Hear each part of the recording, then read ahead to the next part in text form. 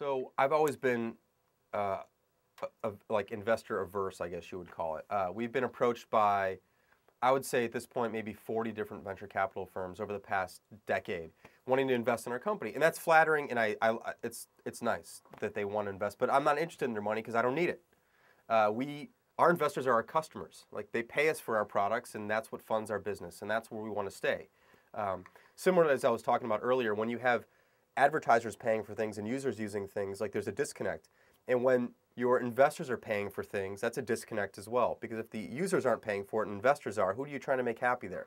So I want to make our users happy, our customers happy, because they're the ones paying for it, for our stuff. So we've always believed that. But in 2005, I think it was, we got a call from, not from Jeff Bezos, but from one of his people. And they said they were interested, or Jeff was interested in meeting us and talking to us about a potential investment. And I'd met with a few other VC firms, but I kind of gave up on meeting with them because I just didn't get anything out of those meetings, and I thought they were a waste of time for the most part. It was mostly about them telling me how great they were, and I just didn't really care. But to meet someone like Jeff, who I admire greatly, I'd never met Jeff, but I admire the man. I mean, what he's built is phenomenal, and the way he's done it, and he's a very long-term thinker. And I've always liked his interviews and his approach. So I said, sure, I'd be happy to meet with Jeff. I was going into it really just looking for a meeting with Jeff Bezos. I mean, why wouldn't you want to do that? So I flew out to Seattle to meet with him, and I was completely blown away by him. He's a great listener. That was the first thing I noticed. He gets things incredibly quickly. So as I was explaining kind of what we were doing, he just got it. And his advice to us was, do what you guys are doing. Don't change. Don't try and be a big company. Just do what you're doing. What you're doing is working. Do more of that, you know? And he kind of likes quirky companies and different ideas. So I liked that meeting that I had. And so I went back.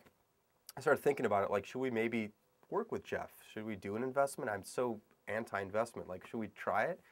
And so next time David came out with me, my business partner, we met with Jeff again, and David was blown away, and we had some more deeper conversations with Jeff. And we decided at that point that it would probably be a good thing to have Jeff on our team in some way, to have his advice, to have him help us as we build the company.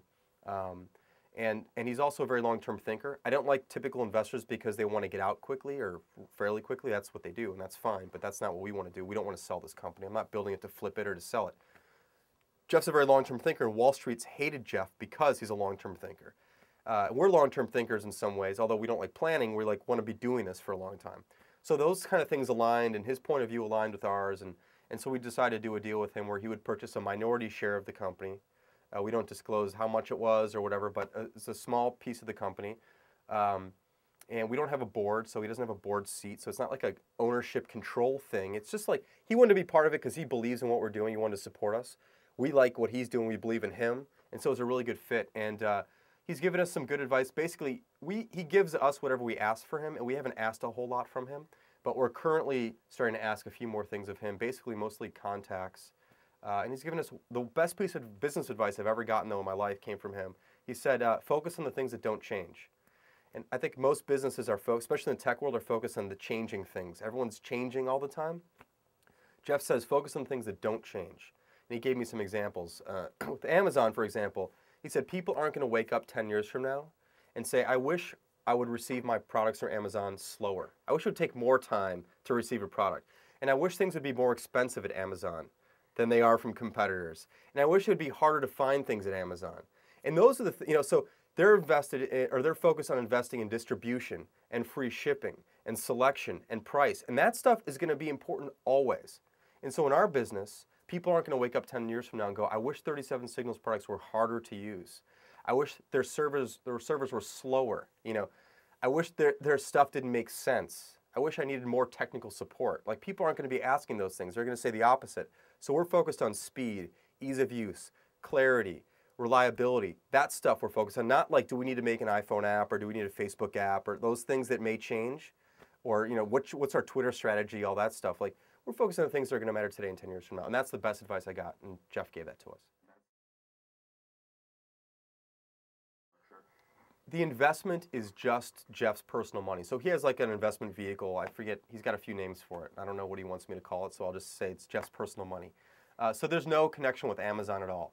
And if we ever want to do something with Amazon, like we can't just ask Jeff for a favor. Like it has to be pitched in Amazon as if we were not associated with Jeff at all. So we have a book coming out in March called Rework. And, you know, people would think, well, you're probably going to be on the homepage of Amazon because you know Jeff, but that's not at all. Like we have to go through the normal channels to promote the book through Amazon. So, yeah. We may have some ins. We may have a contact there that we couldn't get otherwise, but we have to go through the normal channels too. Sure. Yeah. And that makes